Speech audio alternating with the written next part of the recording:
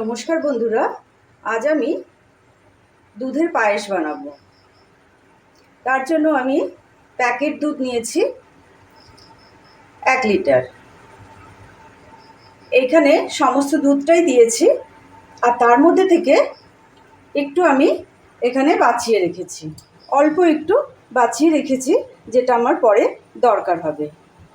আর এখানে আমি গোবিন্দভোগ চাল নিয়েছি, ঠিক হাতের মুঠ করে এইরকম করে যতটুকু ধরবে ঠিক ততটুকু চাল নিয়েছি। দেখলে বুঝতে পারছেন কতটুকু নিয়েছি। এটার মধ্যে এখন সুন্দর করে ঘি মাখিয়ে নেব। ঘি মাখিয়ে তারপর দুধটা যখন উতলান আসবে তখন কিন্তু আমি ছাড়ব। এই গোবিন্দভোগ চালটা কিন্তু আমি ধোবো না। এই টাওয়েলটার মধ্যে আমি কিন্তু ভালো করে এরকম করে রগড়ে মুছে নিয়েছি, একদম পরিষ্কার করে নিয়েছি। এবার আমি এখানে 1 চামচের মতন ঘি দিয়ে দিলাম। আপনারা কিভাবে করেন পায়েস অবশ্যই কিন্তু জানাবেন। আমি কিন্তু এই রকম করেই করি।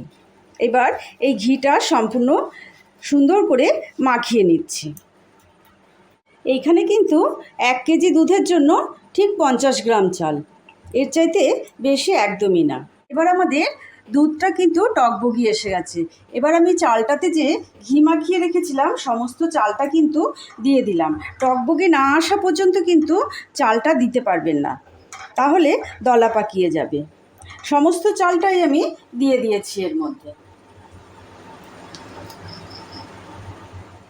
এবার লো টু মিডিয়াম করে অনবরত নেড়ে যেতে হবে, খানিকক্ষণ পরপরই কিন্তু নেড়ে যেতে হবে, ঢাকনা কিন্তু চাপা দেবেন না।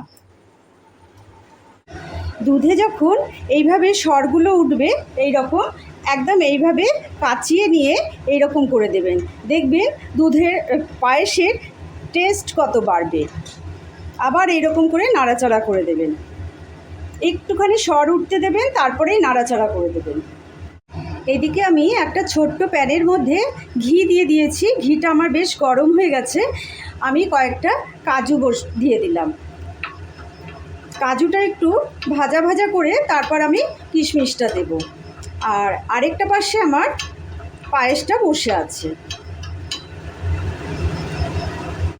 কাজুটা দেখুন আমার লাল লাল হয়ে গেছে। এবার আমি কিশমিশটা দিয়ে দিলাম। কিশমিশটা দিয়ে আমি গ্যাসের ফ্লেম বন্ধ করে দিলাম। কিশমিশটা এটার গরমেই কিন্তু হয়ে যাবে। এই দেখুন হয়ে যাচ্ছে।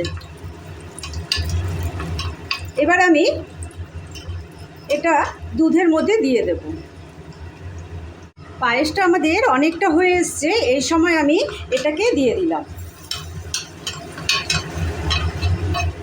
এখনও কিন্তু আমাদের চিনি দেওয়া হয়নি, এটা আরেকটু হবে, আরেকটু আমি ঘন করব।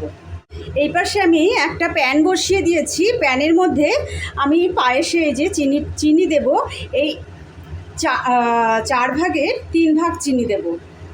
যে যেমন মিষ্টিটা খায় সেই রকম মিষ্টিটার ব্যবহার করবেন। আমি এটাকে ছড়িয়ে দিলাম এইভাবে। এটা এখন ক্যারামেলাইজড হবে।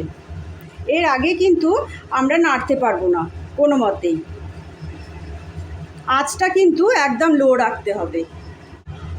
চিনিটা কিন্তু আমাদের ক্যারামেলাইজড হচ্ছে, এই যে লাল হয়ে এসেছে। বেশি পোড়ানো যাবে না, তাহলে তিতা হয়ে যাবে।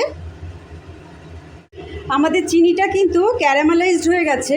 এই সময় কিন্তু আমরা যে দুধটা বাছিয়ে রেখেছিলাম এই দুধটা কিন্তু আমরা এখানে দিয়ে দেব। খুব আস্তে আস্তে করে দেব যাতে ছিটা না আসে।